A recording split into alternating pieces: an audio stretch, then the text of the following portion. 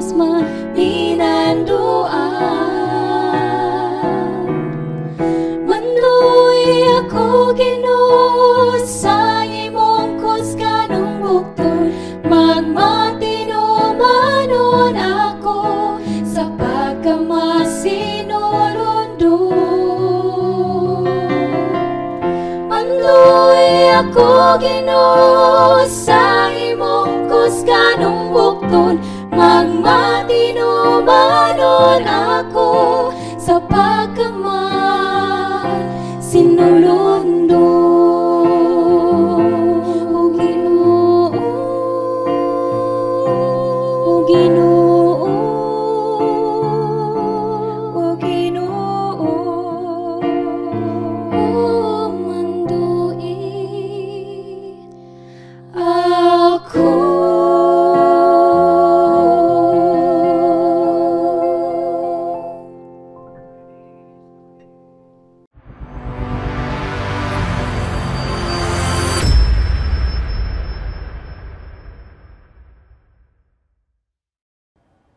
Good evening, mga kapaglaom all over the world.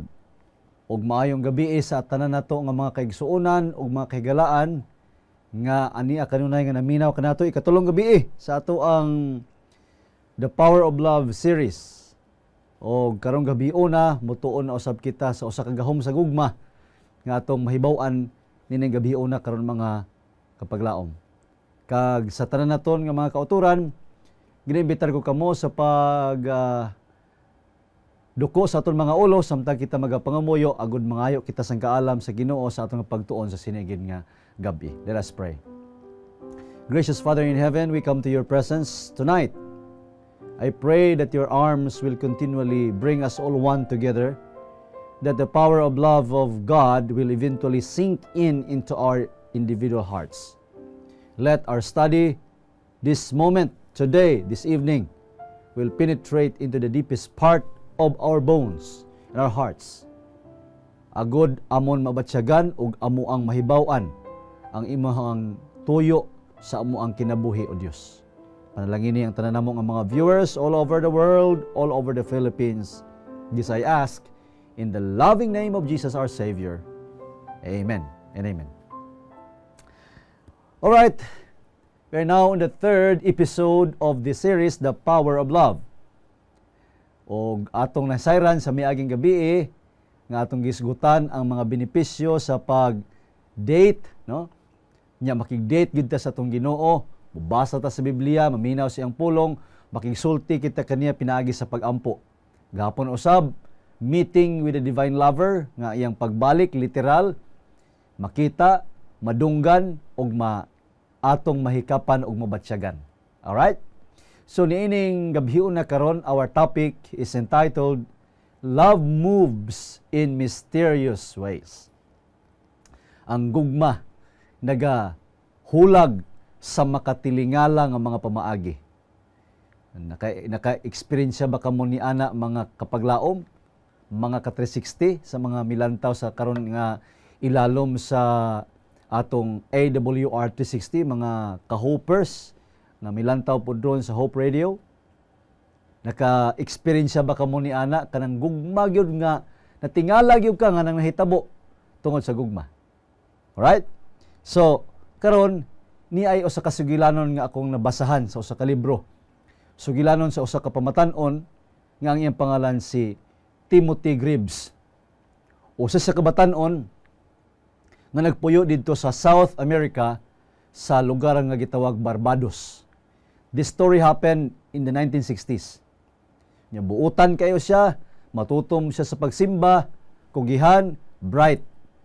Unya nakakaplag siya og usan ka babaye nga matahom usab. Ang iyang pangalan si Tilda. Sa pagpanubo sa istorya, naghigugmaanay sila, unya nahimo silang boyfriend o girlfriend. Perting nindota, no? Dali ra kayong istorya pero dili ba dali manguyab. Dugay oy. Ang uban kaninyo nanguyab 6 months, 3 months, napoy 1 month, napoy gisabat gitubag dayon usa ka adlaw ra. Okay, pero kini sila nagkauyab ni sila pero dugay pud nga panahon. It came the point of Tim's desire to become a medical doctor. So what he did, nananghid siya sa iyang girlfriend, ingon siya, "Honey, my love, so sweet, darling, gusto gi ko mo doktor.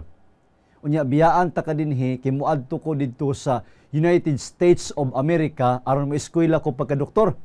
Nya na iyang girlfriend, "Alright, suportaran ta ka kung saan ka masaya." Oh, Tagalog di sila, no? So, karon ni adto si Timothy Greaves sa usa ka eskwelahan diha sa gitawag nga Loma Linda University and Medical Center. Okay? So, miadto siya didto, ug unya mi eskwela siya pagka-doktor. Remember nga kining istoryahan 1960s pa. Wa pay mga cellphone kaniadto, ang telepono talagsa kayo. Telegrama, sulat-sulat lang, wa na sila komunikasyon. Milabay ang mga bulan, tuig, wa na gyud sila. Wa na sila komunikasyon kay wala may Facebook, wala may Instagram, wa ay mga social media kaniadto. Samtang eskwela dito si Timothy Greaves, nindot kay ang iyang performance. Maayos siya ang iyang academic performance.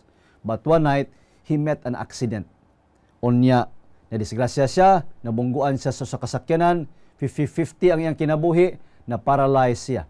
Mailang kay natabangan siya, unya na rehab siya, bisan tuod wala siya mamatay, pero paralyzed na si Timothy Greaves. Nag-wheelchair na lang siya, nga nagapaayo-ayo sa ihang gibati dito sa Amerika, nga layo sa iyang pamilya, ug layo usab sa ihang girlfriend. Long distance love affair ang ihang kaagi. Ingon sila, unsa man ang long distance love affair? Unsa may binisaya ana, long distance love affair. Ibuti pasabot ko no, layo kayo ang tsansa nga mahigugma siya nimo. Long distance love affair dili. Long distance love affair, layo anay kamo sa usa. So, miabot ang panahon nga si Timothy Greaves ningon siya mo balik og eskwela. O dinhita karon mo anhi nining upat ka prinsipyo sa relasyon nga atong hisugutan. First principle of relationship is faith, ang pagtuo. Nagtuo gyud si Timothy Greaves nga makahuman sa eskwela bisag paralyzed na siya. Ang uban nga mga tao nangutana gud, asa man ang Ginoo sa diha nga naaksidente ning bata? Ani kay buutan man ni kayo? Pala simba man ni, pala ampo man ni, youth leader man ni. Wa man ni bisyo, nganong naaksidente man ni? Nganong gitugot man ni sa Ginoo? Masaligan ba gyud nato ang Ginoo? Mao ni pangutana sa mga tao sa iyang palibot. Pero sa unahuna ni Timothy, mao ni ang iyang unahuna pareho ni Job. Job 23 verse 10. But he knows the way that I take. When he has tested me, I shall come forth as gold. Para ni Timothy ang iyang naagian nga pagsulay nga na-paralyze siya. Quadriplegic paralysis. Pero natabangan sa rehab, makahulihok-lihok ng iyang kamot.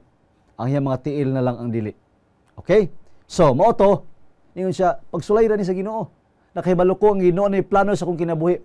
Ingon siya, wa na may luya naman akong mga tiil, ang half sa akong lawas wala may pwersa, pero yun siya ang akong utok intact pa. Makauna-huna pa ko, makamemorize pa ko, makasulti pa ko. So dinha ning abot ang iyang pagtuo. Some people say, I cannot climb to the top because I have no money. Gusto ang takom human ng eskwela pero wa man gyud kwarta. What if you have no legs? Imagine argon? Daghan tinuod kag kwarta pero wa kay tiil. Asa may pilion nimo? Daghang kwarta way tiil or may tiil walay kwarta pero kabalo makapangita og kwarta. Mana gurong uban bahalag way tiil pastor basta na lay kwarta. Uban pod maingon nga, bahalag way kwarta basta na itiil. Di lang ta magdebate din lain-lain na itong pangunahuna. Pero kanang na may mga tao gud nga I cannot climb to the top. Pero hinumdumi rin gud ninyo. Kumplito ba yata? Nabi itay tiil. Some people say, I can't reach my goal because I have no opportunity. What if you have no hands? Binin yung mga igsoon, daghantang mga na-failure sa itong kinabuhi kay we fail to recognize God's divine providence in us. Okay? So karon, mauni hunahuna ni Timothy, Pilipos 4:13, ingon siya, I can do all things through Christ who strengthens me. Ingon siya, bisag paralyzed na ko, na ako'y pagtuo nga maabot gayud nako ang akong pangandoy sa akong kinabuhi. Principle number 2, action. Ni ana, ang pagtuo gud nga way action, wala nay pulos. Bisag unsa imong kaibog sa babae ug di ka mangulitaw, wa gyud nay pulos dodong. Ayaw gyud.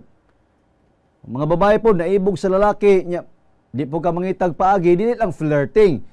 pangitag paagi nga makitaan ka sa lalaki. Ayaw nang ingon ka ga sama gid ni kay di man gyud ta kaingon ani kay babae man gud ta. Na kay you have a lot of things to be seen. Nyag kanang imong pagtuo, wala ni aksyon, patay man na kay ingon ni Santiago, ang pagtuo nga way binuhatan, patay.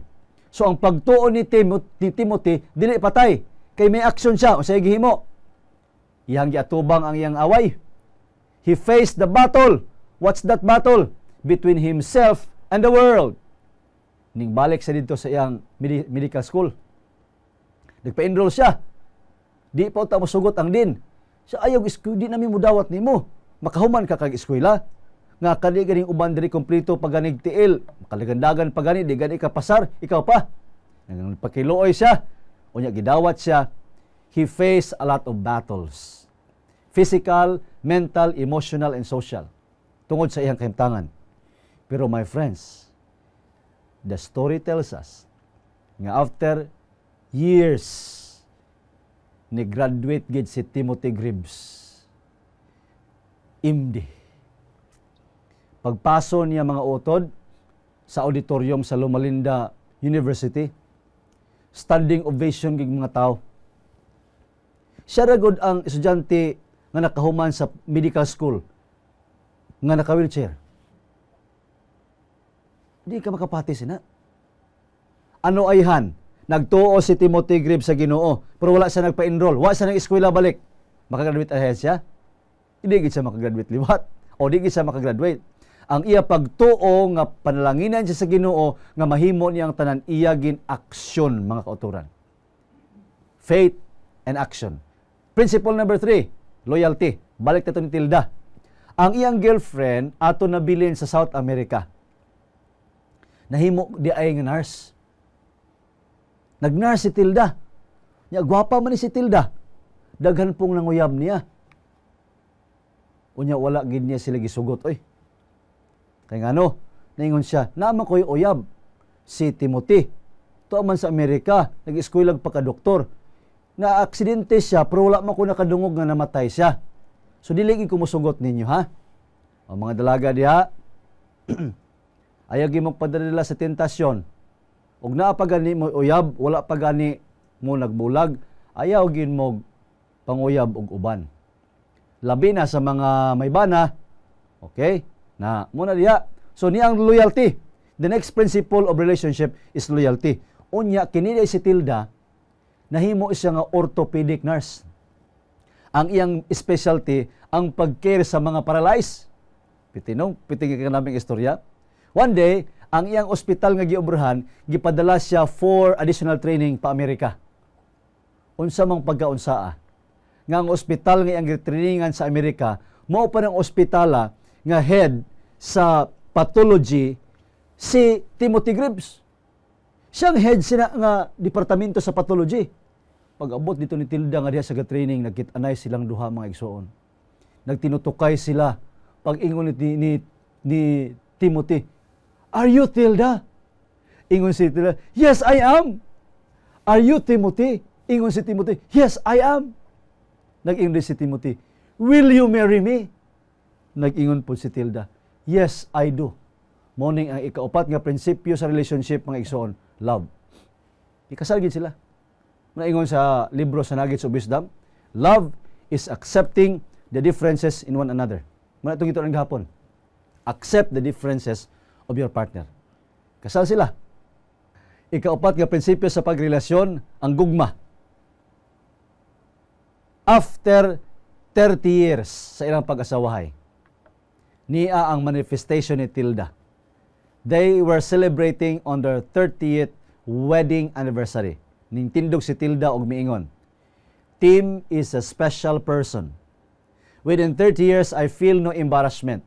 Whatever in public, when he sits in his wheelchair, and I stand by his side, I have always been faithful to him, and I ever will be." Amen? Wala gid niya kaulaw si Timothy kay iyang bana. Nasa wheelchair, galingkod, katindog siya sa tupad, wala gid niya kaulaw ang iyang bana, mga kaigsuonan. The 4 principles of relationship: first, faith, action, loyalty, and love. Okay? Sumuna ang upat ka mga prinsipyo sa relasyon ni Timothy and Tilda Gribbs. Muadto katakaron sa ikaduhang bahin sa itong istorya. The love story of law and grace. Ang love story sa kasuguan ug sa grasya. Niya, kinsa man ni silo, atong ila-ilahon ni silo. Makita kini sa Exodus chapter 20 verses 3 to 7. The Ten Commandments. Number 1, verse 3. You shall have no other gods before me. Mao din ni una nga sugo. Ila-ilahon na to si law, unya dasunod po si grace. Love story ni law and grace ni. Number 2, you shall not make for yourself a carved image, any likeness or anything that is in heaven above, or that is in the earth beneath, or that is in the water under the earth. You shall not bow down to them nor serve them. For I, the Lord your God, am a jealous God. So number 1, no other gods before Him. And number 2, dili ta maghimo og mga linukit nga larawan, mga imahin. In other words, kanang gitawag bitaw nga mga santos, di gusto ang Ginoo ana. Siya man nag-ingon, dili ka maghimo, dili ka magyukbo, dili ka mosimba, dili nimo sila alagaran. Kay ingon siya, ako maimon nga Dios. Usa man ang maimon sa Cebuano, abughuan. Okay? Number 3, you shall not take the name of the Lord your God in vain, for the Lord will not hold him guiltless who takes His name in vain. Ayaw gid ninyo gamita ang ngalan sa Ginoo sa way pulos. And number 4, remember the Sabbath day to keep it holy. Hinumdumi ang pagbantay sa adlaw inugpahuway og balaana kini. 6 days you shall labor and do all your work, but the 7th day is the Sabbath of the Lord your God.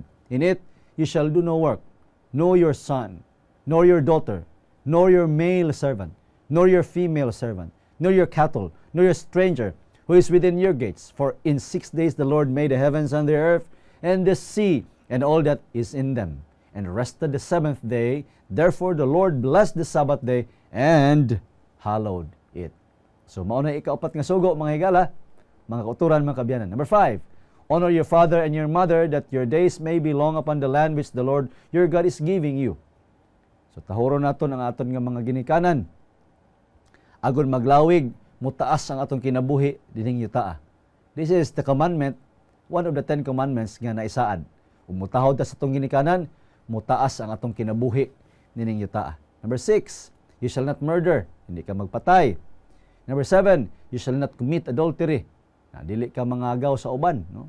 You shall not take the wife or the husband of others. Number 8, you shall not steal, dili ka mangawat. Number 9, number 8, number 9, you shall not bear false witness against your neighbor. Ayaw pangamakak, ayaw himo-himoy istorya ang imong silingan. And number 10, you shall not covet your neighbor's house, you shall not covet your neighbor's wife, nor his male servant, nor his female servant, nor his ox, nor his donkey, nor anything that is in your gates, or that is in your neighbors. So ayaw kahisai, ayaw hindi ka magkahisa sa bisan anong nga mga butang sa imo isig katao. Amo na ang 10 commandments, ha? Amo na ang law. Okay? So, screenshot nyo lang. Agad makita ninyo. And if you wish to read it more, Exodus chapter 20, verses 3 to 17. Okay? Romans chapter 7, verse 12. Therefore, the law is holy, and the commandment holy, and just and good. So, unsa kuno? Ang kasuguan, balaan, o kini nga kasuguan, balaan, maayo. Balaan ug maayo. Kay balaan man og maayo, dapat sundon dili. Natro sundon nato. Kay balaan man siya ug maayo man siya. Di moadto ta sa upat ka guiding principles sa love story ni law and the grace. Ang love story sa kasuguan ug sa grasya. Number 1, law is impotent. Uy, ang kasuguan di ay mga igsuon, way kusog, way gahom. I remember one pastor, he went to one country. Unya kato nga country, ang ilang accent lahi gyud sa in English nga uban, no? Gintroduce siya dito. Brothers and sisters, let me introduce to you a very important person. Important. Kulbaan na siya kay isang important di ko ani. Dili important kundi important person. Okay? Okay? Important. Wala na kusog. Ang mga lalaki kung important, wala na gyud. Okay? So ang kasuguan di mga igsoon, way gahom, way kusog. Unsa ingon sa Galatia 2:16, knowing that a man is not justified by the works of the law, but by faith in Jesus Christ. Even we have believed in Christ Jesus, that we might be justified by faith in Christ, and not by the works of the law, for by the works of the law, no flesh shall be justified. So ang kasuguan way gahom. Kay walay tawo nga mibantay sa kasuguan nga pakamatarungon sa Ginoo. Kay ang kasuguan dili maoy makapamatarong sa tawo. So sayop nang miingon nga ang mga Seventh-day Adventist nagbantay og kasuguan aron sila maluwas, no, wala tay prinsipyo ana. Kadi man nimo mapamatud-an sa Biblia. Bible based man ta. Ngano man mibantay man ta og kasuguan? Kay ang kasuguan dili man maoy makaluwas nato, dili man maoy makapamatarong nato, wala man gahom ang kasuguan. Ang kasuguan iya mga kauturan, waay gahom, waay kusog nga magpakamatarong sa tao. Tingaton ang taning kasuguan. Diri pa lang mahambal ka na nga, tiway na kasuguan, di na tuntun. Anak, kiway man na gyapon pulos. Pero mga utod, kung nagtuon ka sa Biblia, dapat basahon nimo ang iban nga mga manifestations. Alright. Now, why nga ang bantayan gyapon naton ang sugo? Bisan hindi ini makapamatarong sa aton. Because the Bible mentions about the purpose of the law. The law cannot save us. The law cannot justify us, but the law has a purpose. There are three purposes of the law that I would like to share to you tonight. First, the purpose of the law is to show the whole duty of man. Ang kasuguan di ay ang pagtuman sa sugo mga kaigsuonan mao ni kinatibuk-an nga katungdanan sa tawo. Niya sa Ecclesiastes 12:13, let us hear the conclusion of the whole matter, fear God and keep His commandments, for this is the whole duty of man. Nganong mibantay ta sa sugo? Kay mao ni katungdanan sa tawo. Wa ta mo bantay sa sugo aron maluwas, kay di magina makaluwas ang sugo bisag unsaon pa na nato. Mibantay ta sa sugo kay mao ni katungdanan sa tawo. Fear God and keep His commandments, for this is the whole duty of man. So the first purpose of the law is the whole duty of man. Second, number two purpose of the law is the knowledge of sin. Why we keep the law? So that we will know what is sin all about. Romans 3:20, therefore by the deeds of the law there shall no flesh be justified in His sight, for by the law is the knowledge of sin. Pinaagi sa kasuguan, imong mahibaw-an og unsay sala. Kita ninyo? So ang logic ani mga igsoon, kinahanglan nato ang kasuguan. Kay sa panahon nga naay kasuguan, mahibaw-an nimo nga nakasala ka. Ug sa panahon nga hibaw-an nimo nga nakasala ka, mopaduol ka ni Kristo mga ikagpasaylo. Kasi Kristo wala man mo anhi sa mga matarong, mianhi man sa mga makasasala. Unsao man nimo paghihibalo nga naay sala? Sa kasuguan. If there is no law, no sin. And if there is no sin, no Christ. But whether we like it or not, we all believe that there is Christ. The purpose of Christ is to eradicate and to cleanse the entire world because of sin. How can we know that we are sinning? The law. No, ingon ni Pablo, Romans 3:20. The second purpose of the law is the knowledge of sin. Alright? First is the whole duty of man. Number three, purpose of the law. The purpose of the law is the expression of love to God. Maon ni ang kasuguan nga maexpresar nato ang aton gugma diha sa Ginoo. Juan 14:15, if you love me, keep my commandments. Wala ta mo bantay sa sugo aron maluwas, gibantayan nato ang sugo kay gihigugma nato ang Ginoo. So, the law is actually important. But the law has a purpose. The law has no power to justify us. But we will keep the law because this is the whole duty of man. It is through the law that we know what is sin. And it is through the law, by keeping the law, we express that we love God. Principle number 2. Law is impotent, but grace is omnipotent. Ni ana. Ang kasuguan way gahom, pero ang grasya puno sa gahom. For God so loved the world that He gave His only Son, so that everyone who believes in Him may not perish, but have eternal life. Mo na grace, mga igsoon. Mo na grace. Piting gamhanan na nga grace.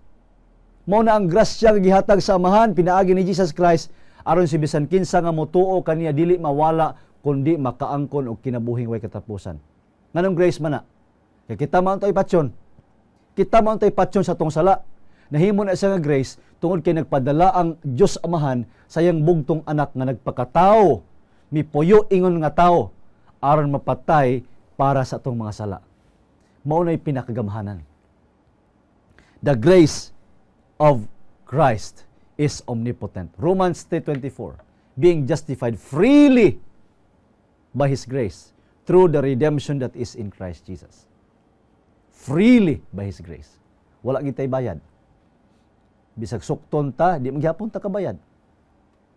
Mao nang gamhanan kay nga grace. Mao nang pag-antos ni Jesus Christ, the redemptive act of Jesus Christ in the Calvary's cross. Mao nay gamhanan. Ang kasuguan way gahom, pero naay purpose ang sugo. Mituman ta kay naay purpose ang kasuguan. The law is omnipotent, the law is impotent, grace is omnipotent. So, since the law is impotent and grace is omnipotent, there is a consequence. There is a connection. Alright? There is a relation. There is a result between two of them. Unsa man ni nga consequence? Being justified freely by His grace through the redemption that is in Christ Jesus. James 2:17. Thus also faith by itself, if it does not have works, is dead. Although nga ang kasuguan impotent, ang grace omnipotent. Pero kung ang atong pagtuo ni Kristo dili mahimo sa pinaagi sa maayong buhat, patay gyapon ang pagtuo. How can you define good works? Di ka magpatay. Ang dili ka magpatay, good works o bad works? Dili ka mangilog sa asawa sa uban, good works or bad words? Bad works. Dili mangawat, good works or bad works? Ang good works, mga igsoon, gidefine diha sa 10 Commandments. Mayon ka nga, duha naman lang kasugo, love God and love your neighbor. Ingon pa sa Mateo 22. Pero kung tayo na mo nagbasa, mga igsoon, na ingon diha si Jesus Christ, this law, all the law, hang on the law of the prophets. So, mubalik gyapon ta sa law of the prophets, the 10 Commandments. Nagyapon. Kung gihigugman nimo ang Ginoo sa tibok kinabuhi, kalag kasing-kasing og kalag, wa kay laing Dios. Dili ka maghimo og mga larawan, dili ka mosimba og mga imahen, dili mo gamiton iyang ngalan sa pulos. Simbahon nimo iyang adlaw ipapahulay. Kung gihigugman nimo ang imong isig ka tawo, dili tahuron nimo imong amahan ug inahan, dili ka mangawat, dili ka magpatay, dili ka manapaw, dili ka magbakak, dili mo kaibugan ang tanan niya nga pagkabutang. 10 Commandments gyapon mga igsoon, bisag unsaon natong liko-liko. Kining works nga good works nga giingon, ang 10 Commandments mo define ana. Ngayon ka nga, dili mangaway, manghatag sa uban, 10 Commandments gyapon na. Kaya ang pagpatay mga igsoon, gasugod sa una-una. Og na gani kay huna-huna nga mangaway, nagsugod na ang imong tendency sa pagpatay. Kay kung mangaway ka, og dili mo undang, ang imong last recourse patyon man gini mo para wala na kay kaaway. Bisag mga Kristohanon pa, bisag mga pastor pa, bisag kinsa pa, once nga naay angry bird sa tungunahon o kasing-kasing, naa na kay tendency to kill. And killing starts from the mind. Naay consequence ang kasuguan o ang grasya. Unya kanang pagtuo nimo sa grasya og dili pinaagi mapakita sa maayong buhat, pinaagi sa pagtuman sa sugo, patay na ang pagtuo mga igsoon. Romans 3:28, therefore we conclude that a man is justified by faith apart from the deeds of the law. Yes, we shall be justified by faith apart from the deeds of the law. Kaya ang kasuguan dili gina maka-justify nato. Ang faith mo'y maka-justified. But those who are justified are obedient people. Kay ang faith without works is dead. So sa panahon nga na-justified na ka sa grasya ni Kristo, mahimo ka ng matinumanon. Kay walay tao nga na-justified nga gahig ulo. Ang mga tao nga gibag-o sa grasya ni Kristo, matinumanon. Mga igsoon. Romans 3:31. Do we then make void the law through faith? Certainly not. On the contrary, we establish the law. Klaro kayo na mga igsoon. Ato balang gipakawalag bili ang kasuguan pinaagi sa pagtuo? Dili na. Hinunoa, ato pagayon gipakalig-on ang kasuguan. Dili nimo pwede isalikway ang kasuguan pinaagi sa pagtuo. Dili pwede isalikway ang kasuguan pinaagi sa grasya. Kasadiha nga gipakamatarong ta sa pagtuo sa grasya ni Kristo, mutuman gyud ta sa sugo. Maingon ka nga gipakamatarong na ko ni Kristo, pulaway sugo, binuang nga pagtuo. Mga kaigsuonan. Because when we are justified by faith through the grace of Jesus Christ, or we are justified by grace through faith, we establish the law. So, the fourth guiding principle of law and grace relationship is that law and grace are in agreement. Wa gini sila magbulag. Nganong may bulag? Kay wala man ka sinabot. Wa na nag-intindihanay mo. Ti ano pang pulos nga maupdanay pa kamo sa kabalay nga wala makamo nag-intindihanay. But if you are in agreement, mo na dihang aplikasyon nga till death do us part. Kahit maputi na ang bungot mo o ano pang mga magpuputi dira. If you are always in agreement, no separation. Law and grace are in agreement.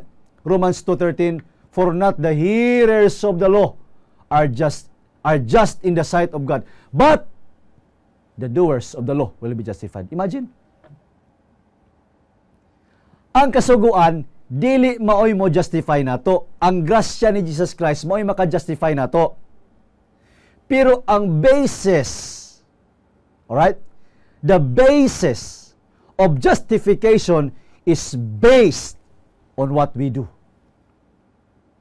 Dili man pwede nga wa tay gihimo mga igsoon. Nag-ingon ang unuhuan 9.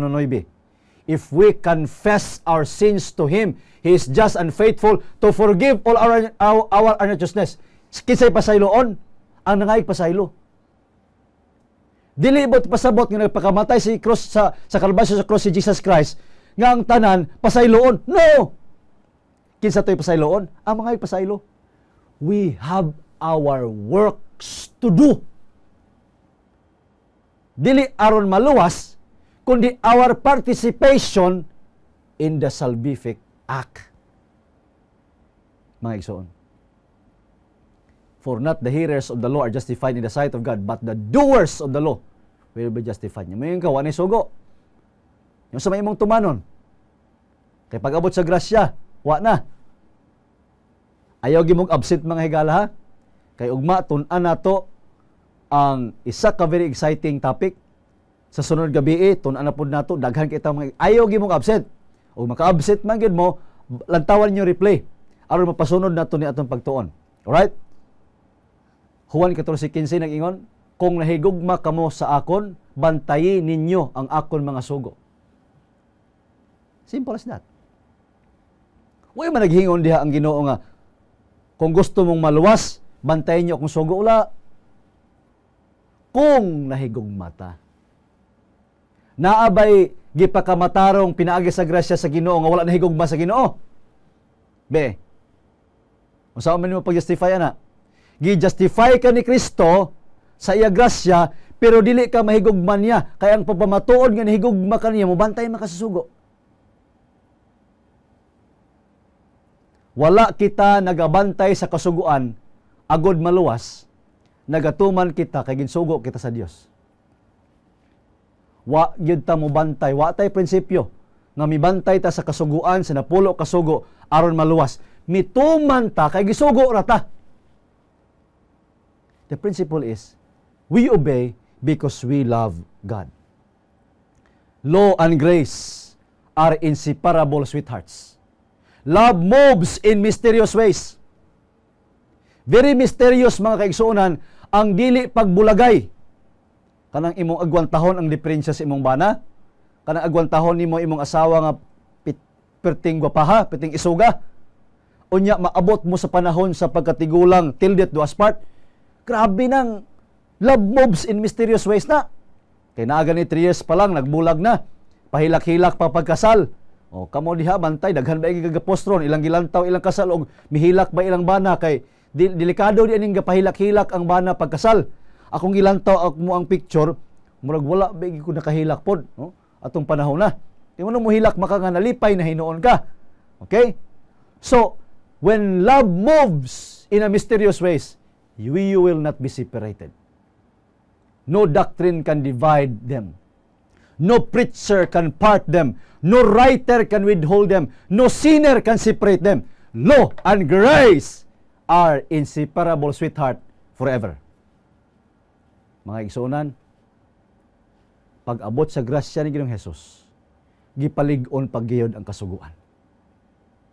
Pag-abot ni Ginoong Hesus, wala niya gisalikway ang kasuguan.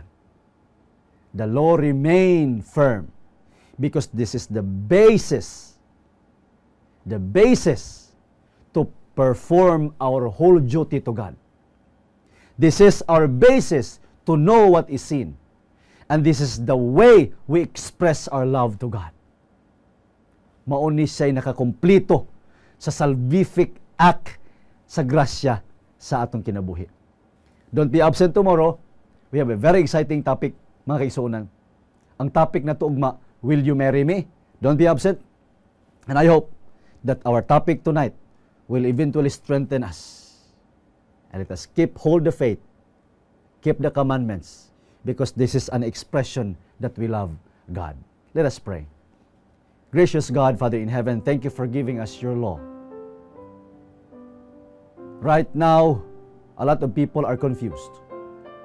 They believe nga pag-abot nimo, pagpadala sa grasya gikan sa kitasan nga maoy magaluwas sa among mga sala, daghang mituo nga wa nagid kinahanglan ng kasuguan. Pero ani agin pamatud-an Ginoo, namo Ginoo sa imo nga ang kasuguan nagapabilin. Giyahe kami, tagay kami og submissive heart, mapaubsanon nga pangunahuna to receive the blessings of your truth today and tonight. Bless us all, and we hope to see tomorrow again to learn more about you. Bless Hope Channel Philippines, Hope Channel Central Philippines, Hope Channel Western Visayas, Hope Channel Bacolod, Hope Channel Negros Oriental Secular Mission, Hope Channel Tacloban, and other Hope Channel stations nga nagaupod sa amon sa sinigid nga tinion. Thank you for being with us. Thank you for your love. This I ask. In Jesus' name, amen.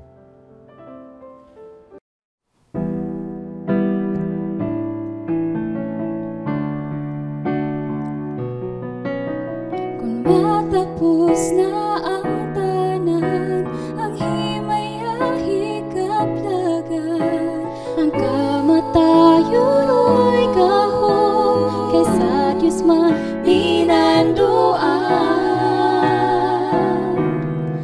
Mandoy ako Ginoo sa imong kusganong bukton, magmatinumanon ako sa pagkamasinulundon. Mandoy ako Ginoo sa imong kusganong bukton, magmatinumanon ako